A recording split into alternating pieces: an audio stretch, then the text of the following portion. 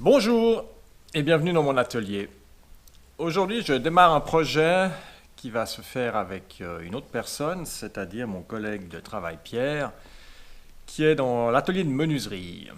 Alors Pierre, il a fabriqué récemment il a fait un projet, on va dire, et qui consiste à fabriquer des poivriers sur son tour à bois. Un truc qui devrait pouvoir être là aussi réalisé avec les jeunes qu'il a dans son atelier. Et moi, quand j'ai vu ce poivrier qui est magnifique, je me suis dit, tiens, je pourrais peut-être imaginer quelque chose qui consisterait à rajouter un petit peu de métal là-dessus. Donc on a regardé à deux comment est-ce qu'on pourrait goupiller ça. Et aujourd'hui, je vais être ici dans mon atelier pour réaliser les parties métalliques qui vont venir à chaque extrémité de ce poivrier. Vous allez me dire, mais tiens, Marco, il fait déjà en avance ses pièces, le tricheur, donc il teste et puis il nous montre après comment il les fabrique. Eh ben non, même pas. Marco, il a réussi à paumer toutes les vidéos qu'il a faites en réalisant justement ces belles pièces la semaine dernière. Donc ceux qui ont une GoPro, je ne sais pas si ça leur est déjà arrivé, lorsqu'ils sortent la carte SD pour la mettre dans leur ordinateur, j'ai pu donc mettre ces vidéos sur mon ordi. J'ai cru que je les avais mises correctement et au final, qu'est-ce qui se passe? J'ai juste les 2 premières secondes de chaque séquence. Donc voilà, pas très content. C'est des choses qui arrivent, ma foi. Donc je suis là aujourd'hui pour en tout cas refaire une des deux pièces. Je vais vous montrer ça d'un petit peu plus près et on va regarder ensemble comment ça se goupille tout ça. Allez, c'est parti.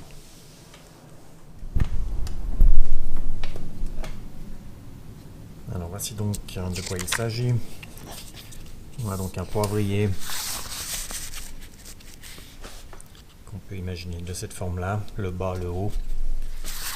Et lorsqu'on voit en coupe, eh bien, on a une partie haute ici et une partie basse ici, avec au milieu une partie en bois. Là, on a le mouvement céramique qui va donc servir à moudre le poivre ou le sel, en fait, il fait les deux. Et on a des épaulements à réaliser pour pouvoir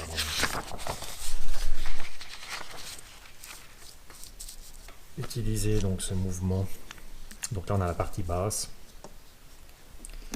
Donc celle-ci, elle est partiellement terminée. J'avais donc fait déjà la partie donc externe, visiblement, et vidé l'intérieur sur les 38. Fait l'épaulement ici. Là, il me restait donc la partie du tenon qui me servait donc à le maintenir dans le mandrin. Donc là, aujourd'hui, je vais pouvoir le reprendre de ce côté-là. J'ai fait une pièce d'appui vu que les parois sont un petit peu faibles, histoire de ne pas déformer ici. Voilà, une petite rondelle d'alu qui va me permettre de me reprendre avec mon mandrin 4 morts de ce côté-là pour dresser la face et ensuite réaliser l'alésage à l'intérieur ici. Donc ça va être une des parties. Alors, les vidéos de la fabrication de cette pièce, je les ai entièrement, on va dire, sauf que puisque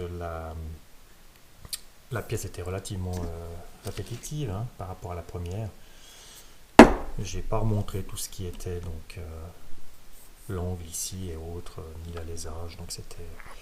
Voilà, il me reste des vidéos qui sont pas très cohérentes si je voulais faire un film. C'est pourquoi aujourd'hui je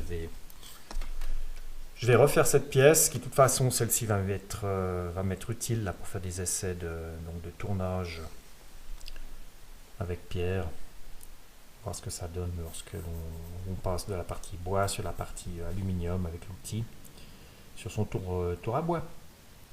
Donc on va partir pour réaliser ça. Alors là c'est la partie du bois pour Pierre, la partie centrale. Et ici on a la partie supérieure du poivrier, donc celle-ci.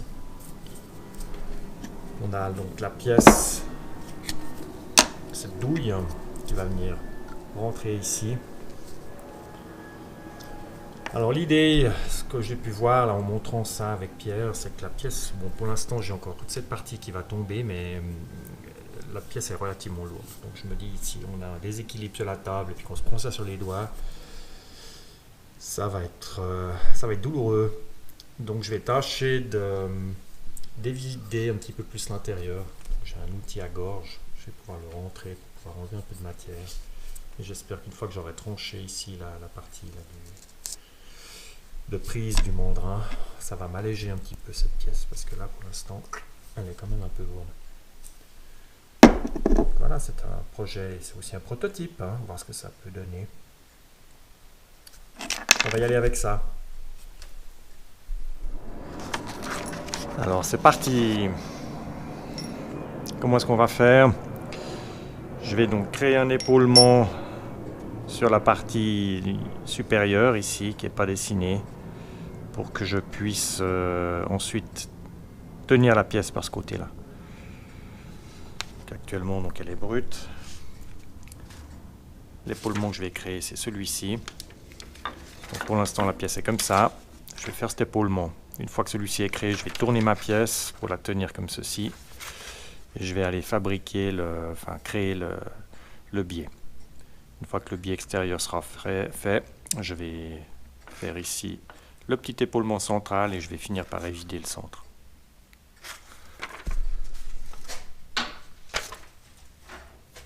Alors on va dresser cette face. Pour commencer, on allume la bête. Donc ce tour là, je ne sais pas si je l'ai déjà dit sûrement, j'ai donc installé récemment un variateur, récemment, ça fait une année là maintenant que j'ai ce variateur chinois. Et récemment j'ai rajouté une résistance de freinage. Alors ce variateur il a 150 paramètres là dans son petit setup. J'ai fini par éplucher un peu tout ça, j'ai changé des configurations pour avoir donc une courbe de freinage logiquement un peu plus rapide. Mais au final, je ne suis pas super impressionné par la rapidité de freinage. Et je ne suis pas certain non plus que la résistance fonctionne. Étonnamment, quand on a une résistance de freinage puis qu'on diminue rapidement de vitesse, la chaleur qui est générée par le moteur, il faut qu'elle échappe. Donc quand le variateur ne peut pas l'absorber, il se met en défaut, donc on finit en roue libre, ce qui était le cas auparavant. Et actuellement, en touchant cette résistance de freinage, j'ai pas l'impression qu'elle chauffe énormément et que ma courbe de freinage est plus rapide. Alors, est-ce que j'ai effectué un bon calcul sur le choix de la résistance? Est-ce que celle-ci est correctement configurée dans le variateur? Pas certain.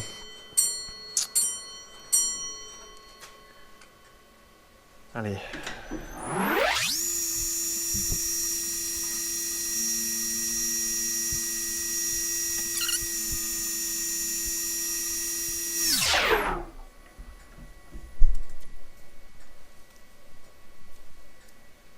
Ok, dressage de la face, on est bon. Mon fidèle porte-outil avec ses WNMG.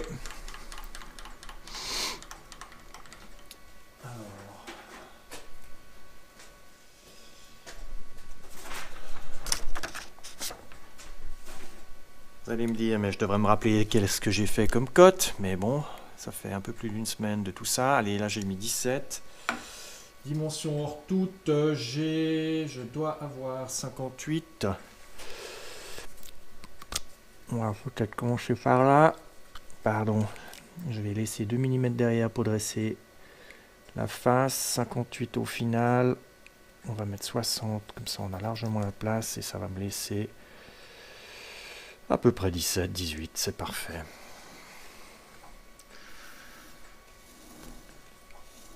Une petite ligne de rappel.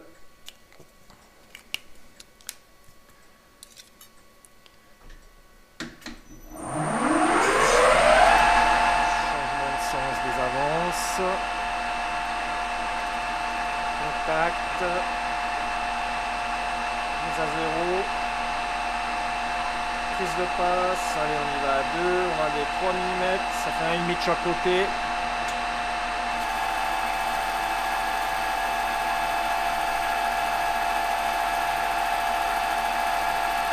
Hop.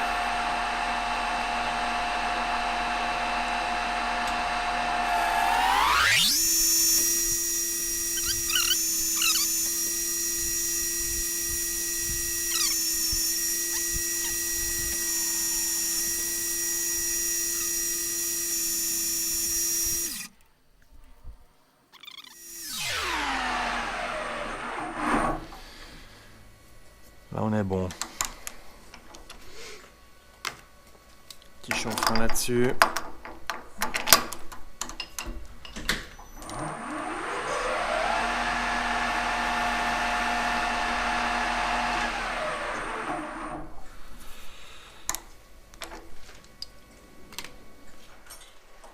Tourner la pièce.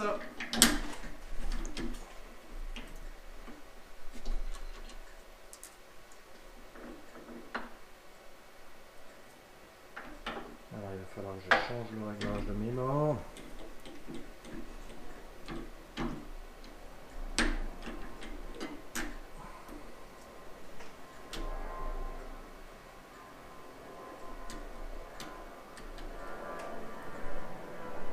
Je suis encore loin de la vérité. En plus.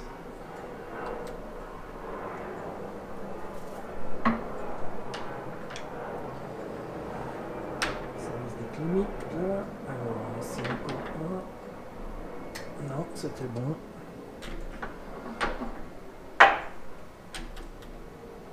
Pas convaincu là de ce mandrin avec ses morts débrayables.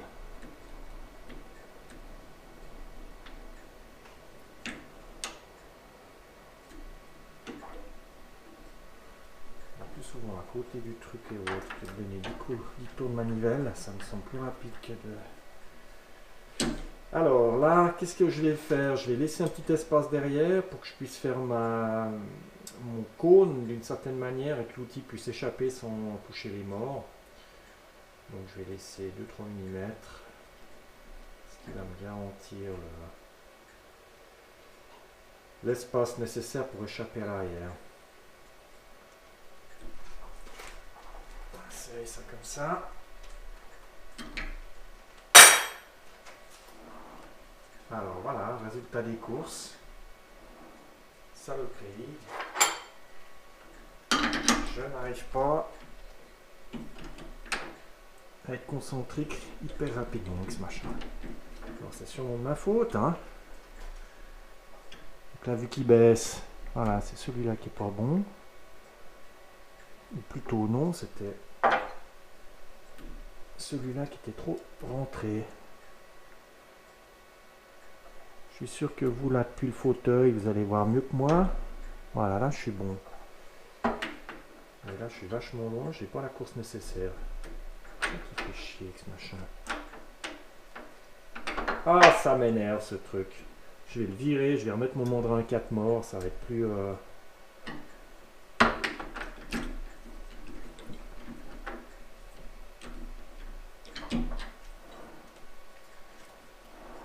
Ah, ok. On est bon. Allez, je remets mon espace.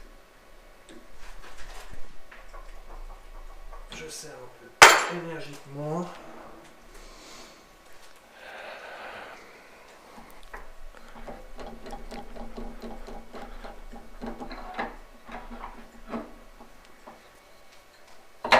Rebelote, dressage de face, de la face.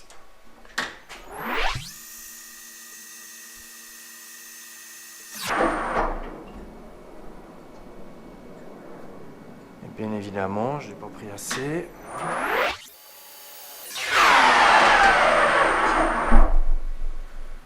Ok.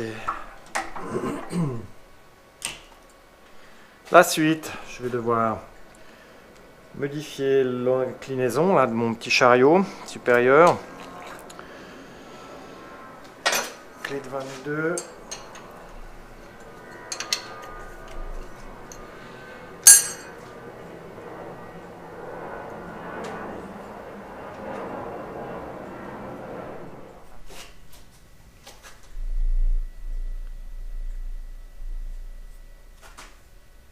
6.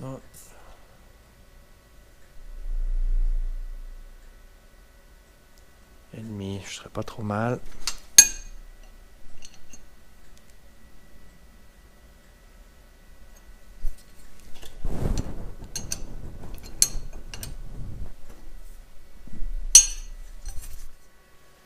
Maintenant, on va se régler pour pouvoir utiliser l'outil.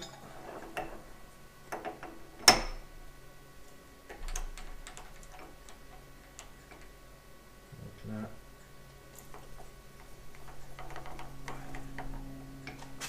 je le mets quand même parallèle à cette ligne là, à l'œil.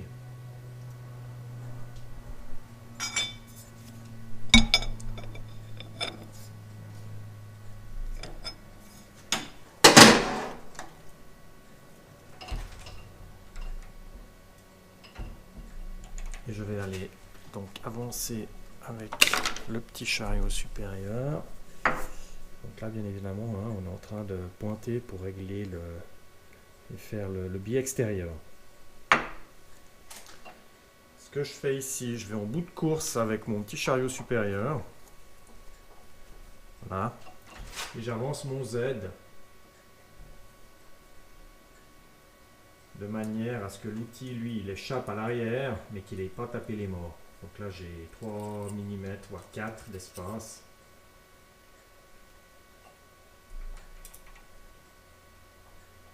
Ce qui me garantit de sortir derrière la pièce, mais de ne pas toucher les morts. Comme je suis en butée longue avec mon Y, je ne vais plus toucher mon Z. Je n'ai pas à me préoccuper là, de venir, une fois que c'est réglé, pré-réglé, de venir toucher. Alors maintenant, hop, je vais échapper ici et je vais me préparer pour avancer donc à la main. Alors là, vous voyez juste pas la manivelle. Donc ici actuellement, je suis pré-réglé. Hein. Ma pièce, elle tourne pas super rond dans son mandrin. Mais c'est pas un souci puisque j'ai fait mon épaulement à l'arrière. Celui-ci, une fois qu'on va venir le reprendre dans le tour à bois, il va rester concentrique. Et comme il a aussi un petit mandrin à 4 morts, on va pouvoir se recentrer. Donc actuellement, je suis prêt pour faire mon biais extérieur. Et je vais simplement réaliser celui-ci en avançant ma petite manivelle. Alors, c'est parti. Le Z, je ne le touche plus. Je viens tangenter. Je me mets à 0. On va prendre une passe. 2,5.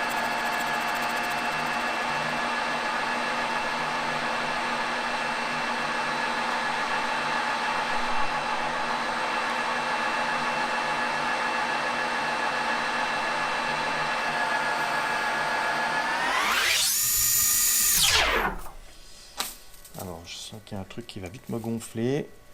C'est les petits copeaux brûlants là, qui me tombent sur la tête. Et vu le manque de cheveux, c'est pas très agréable. Je vais mettre mon petit lubrificateur là, avec air comprimé. Ça va me permettre de souffler les copeaux pour qu'ils ne me tombent pas dessus. C'est pas de l'anticorrodal, hein, ce qui fait qu'il fait des copeaux plus déroulants que cassants.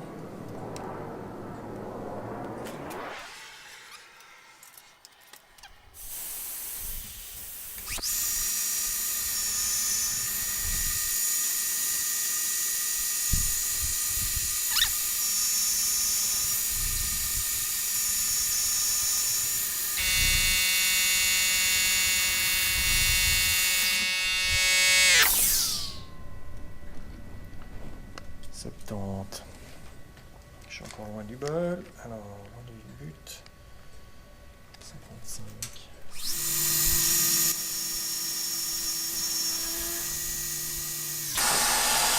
Là, je prends des passes de 1,5 par côté, 3 mm sur le diamètre.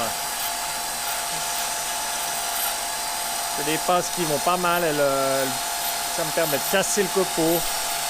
Si je prends plus, ça me le déroule.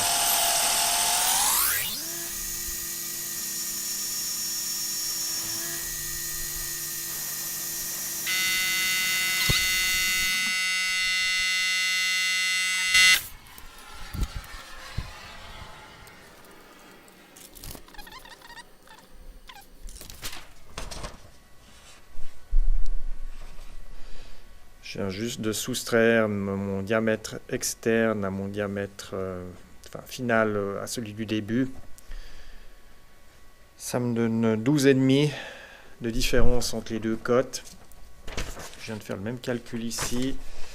Alors après, c'est sûr que là, j'ai encore la longueur à vérifier. C'est encore une autre musique.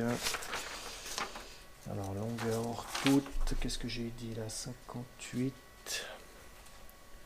Il y a ça aussi qui rentre en ligne de compte.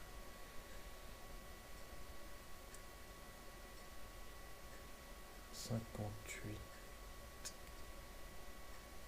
Mais là...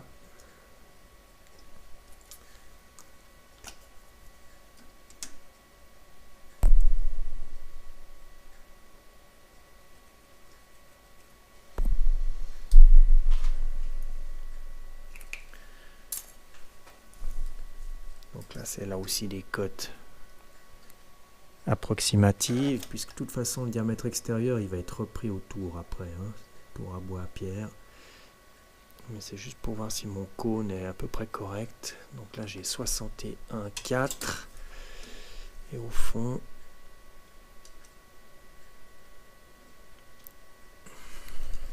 j'y vois rien. 61,4, 74,1. 12,7. Ah non, je suis bon. 2 dixièmes de différence là sur mon cône. C'est parfait, on va rester comme ça. Je vais amener ça à la cote. Et après, on va aliser le trou intérieur.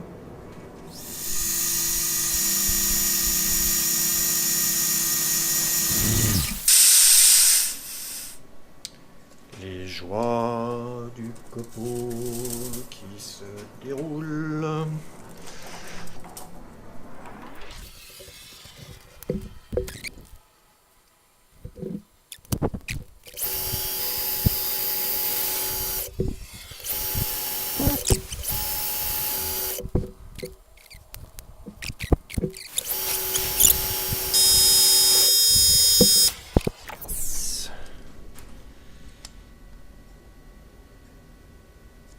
Laisser ça comme ça. On va laisser ça comme ça. Donc actuellement, j'ai pas encore créé l'épaulement. Hein, c'est pour ça que j'essaie de mesurer la distance un tout petit peu à l'intérieur, puisque là, j'ai moins de matière. Alors je répète, hein, je suis dans de l'approximatif. C'est un peu mon habitude, vous allez me dire, les mauvaises langues. Les coquins, va. Mais c'est de l'approximatif pour la simple et bonne raison, voilà, que le diamètre va encore diminuer par la suite. Donc il n'a pas besoin d'être extrêmement précis.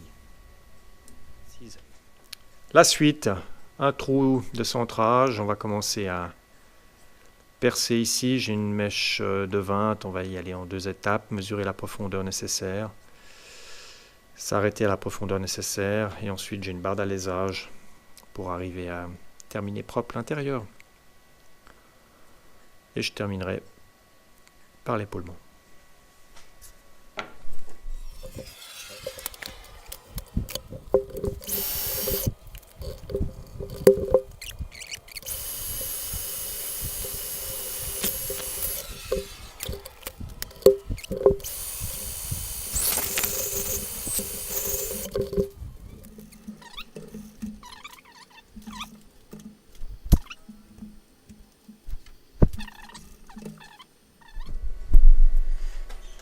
Donc là, j'utilise mon comparateur. Je viens déjà en bout de course avec mon outil, donc au fond de mon trou, là, puisque lui, il est déjà à 50 mm. Et je l'ai pré-réglé ici en appui pour que la petite aiguille des millimètres arrive en face d'un chiffre qui est bien visible. Peu importe le chiffre, simplement quand j'ai l'avance automatique, C'est impossible de regarder l'aiguille, la grande. Donc je regarde la petite qui avance et je sais quand elle arrive près du 40 que je vais arriver à mes 50 mm de profond. D'accord. Donc avant que la petite aiguille arrive au 40, j'arrête l'avance et je finis à la main sur le Z pour arriver à mon 0.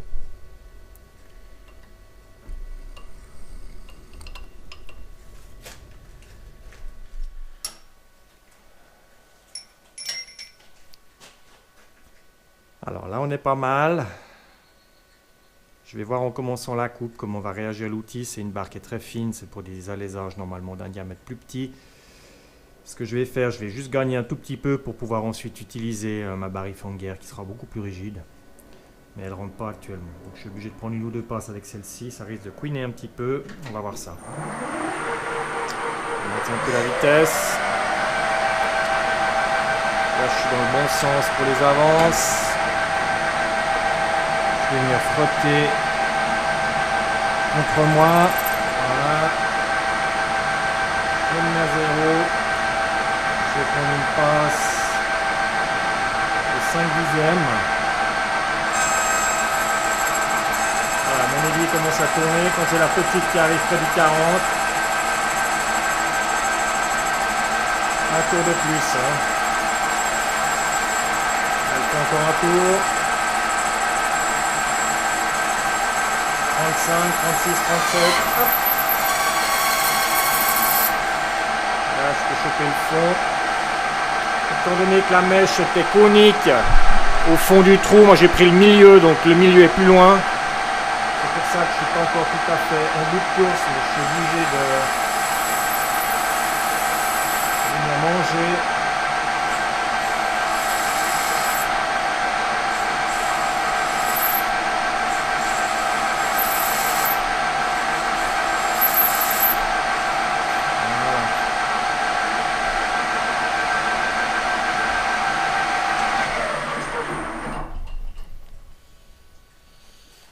Donc ce qui s'est passé ici, j'ai fait un trou avec une mèche, donc forcément le trou n'est pas plat. Et quand je suis venu me mettre à 0, j'étais au centre du trou, donc j'étais plus loin. C'est pour ça qu'en fait j'ai dû m'arrêter avant ma cote du 0, parce que l'outil est venu toucher le bord du biais. Il y avait trop de résistance, donc ce que j'ai fait, je l'ai éloigné, j'ai avancé, je suis venu maintenant, si on veut, aplanir le fond du trou. Je vais prendre une petite cote là.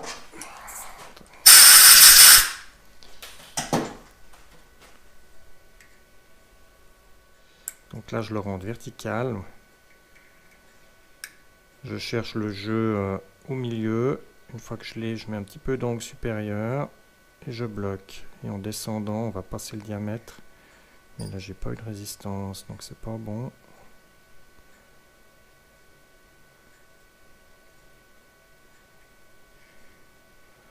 Je suis pas content de mon truc là. Ah oui, mais j'ai peut-être plus derrière, non? Qu'est-ce que je dis comme connerie?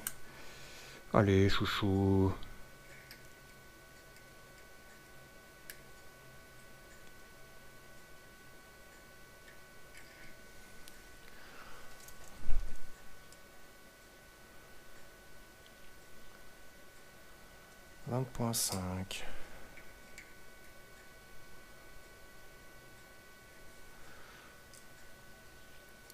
Là, je suis pas bien centré, donc je risque d'avoir le...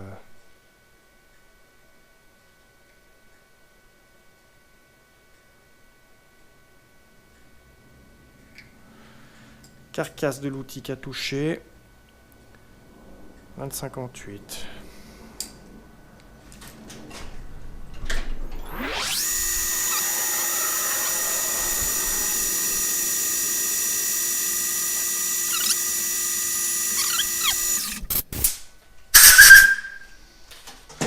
Ok, je vais arrêter ici avec celui-ci. Je vais monter l'autre.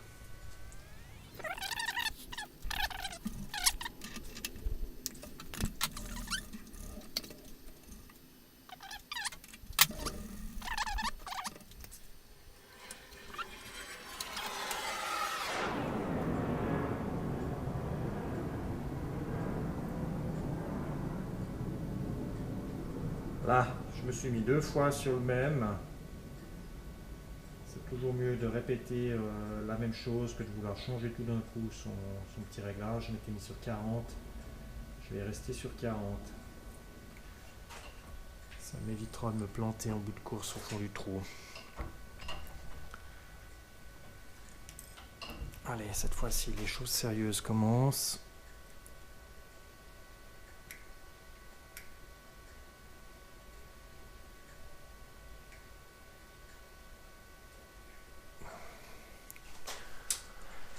Et là, on a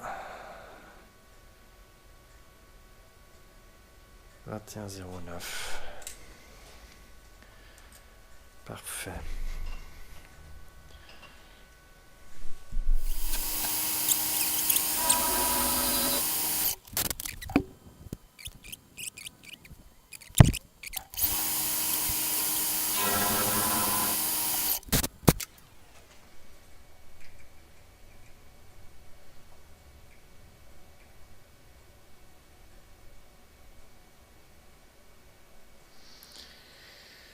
Hop, hop, hop, il est là. 21,98.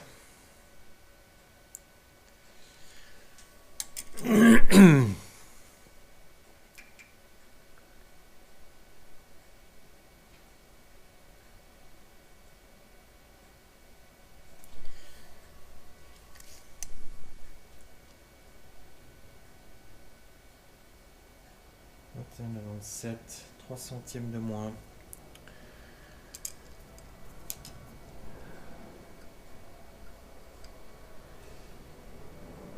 Le Pierrot m'a dit qu'il fallait 22.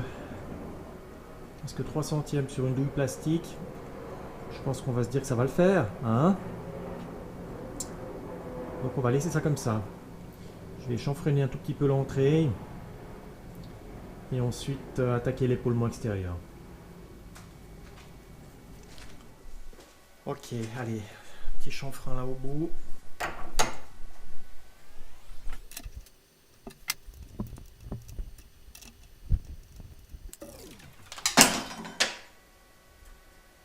Ça va bien le faire.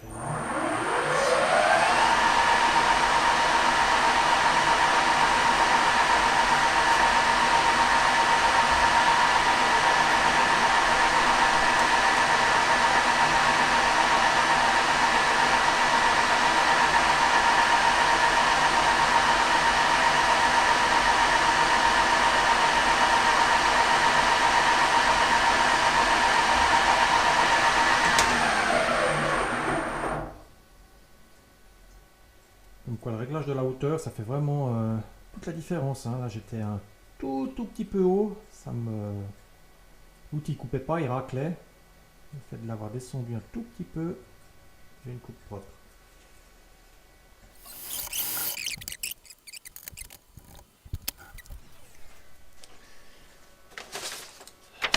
La dimension de celle-ci, 5 de profond. Il doit me rester 28.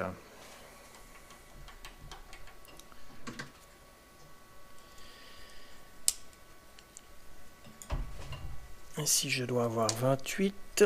Ça va faire 3 de plus que ça, juste pour avoir un petit repère.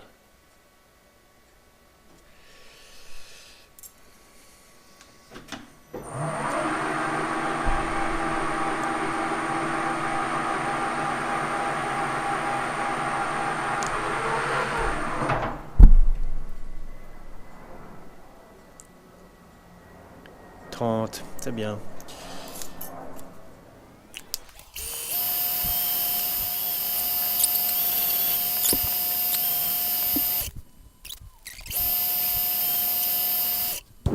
Allez, je reprends une dernière fois ma mesure. À peu près quand même.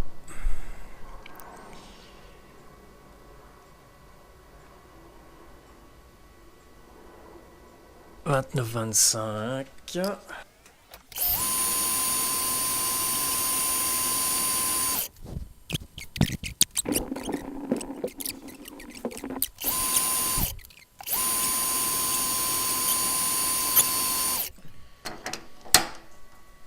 Finir propre.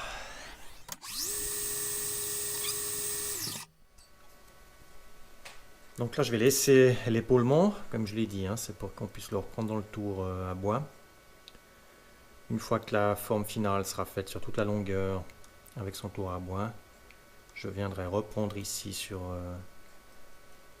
l'épaulement, sur mon tour, et je finaliserai la face supérieure. Mais pour le moment, c'est tout bon comme ça.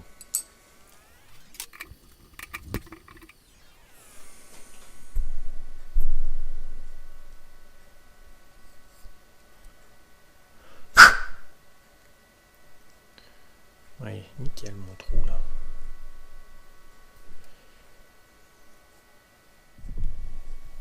Pour la partie inférieure, je vais faire le même processus, c'est-à-dire que je vais déjà faire mon angle externe. Je vais donc créer ici un épaulement qui va me permettre de serrer ma pièce sur le mandrin pour avoir le dégagement ici pour arriver à faire l'angle complet. Ensuite, en le laissant comme ça, je vais faire tout le travail ici de ce côté. Donc l'épaulement ici, je vais vider l'intérieur sur ce diamètre complet, donc traversant. Une fois que j'aurai traversé ici et que j'aurai alésé mon trou à la dimension de 38, je vais retourner ma pièce pour venir me serrer ici sur l'épaulement. Maintenant, comme ici il est relativement faible, il va me rester 2 mm de chaque côté là sur la paroi, ça risque d'être un peu léger là pour me serrer. Je vais probablement devoir faire une pièce interne pour faire un appui. Je vais démarrer ça. Donc premièrement, je vais créer l'épaulement ici. Une fois que je l'aurai fait, je viendrai le serrer.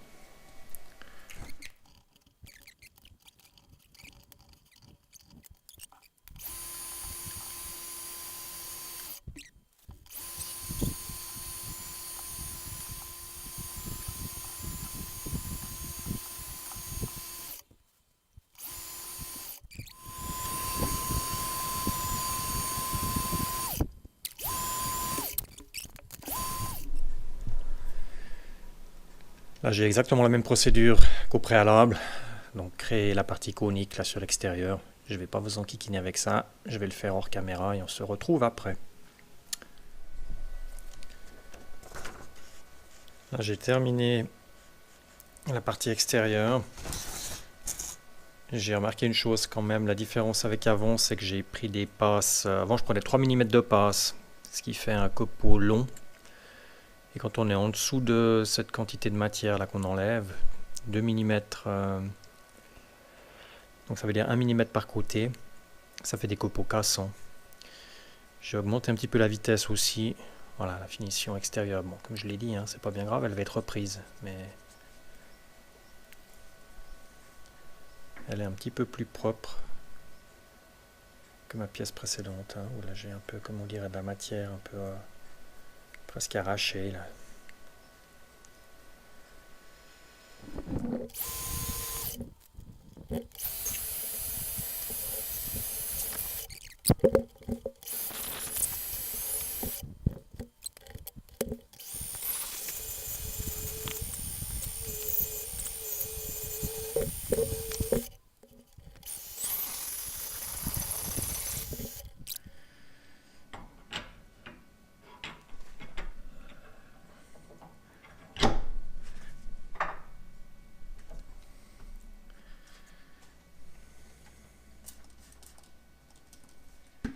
Petit peu de WD-40.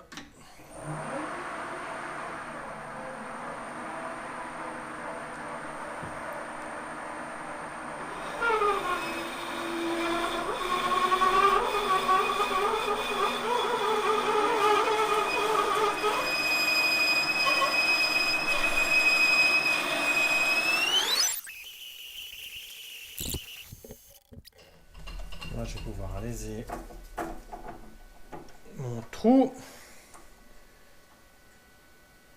Je suis très tenté de laisser ma petite barre Iffinger avec mon outil à faire des gorges.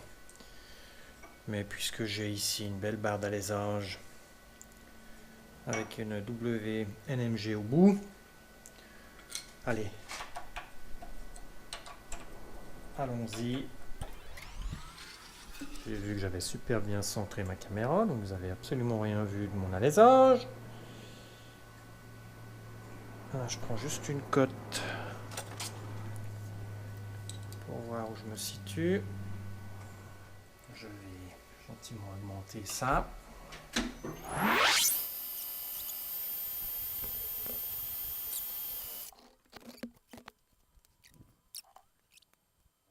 Je suis paré pour ma dernière passe. Je dois enlever 6 dixièmes.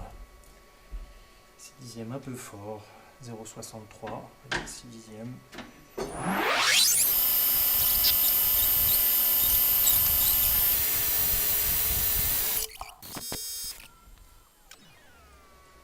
$37,98. On va accepter ça. Alors, même maniclette qu'avant, je fais l'épaulement ici.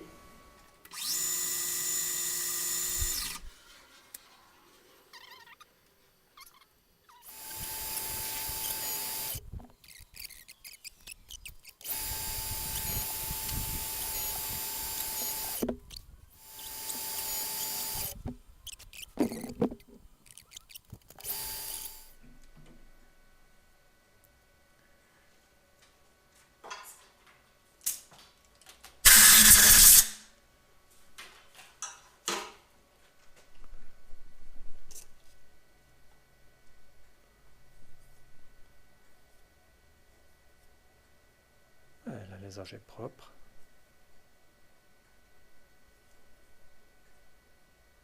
L'épaulement aussi. Ça va être sympa, ça va être sympa. On va laisser le challenge à Pierre, après de tourner sa pièce centrale en bois, pour qu'il puisse venir s'emboîter là-dessus. Ce qui va être intéressant, ça sera bien évidemment de tourner l'alu à main levée sur son tour, avec le passage de l'alu sur le bois. Il y a généralement, comme il m'a expliqué, une résistance différente, bien évidemment les matériaux, ainsi que des outils qui ont un angle de coupe différent pour travailler le bois que l'alu. Donc on va essayer de faire un outil qui puisse passer d'une matière à l'autre sans avoir trop de soucis. Ça sera l'occasion de filmer un petit peu du tournage sur bois. Allez, à bientôt pour la suite.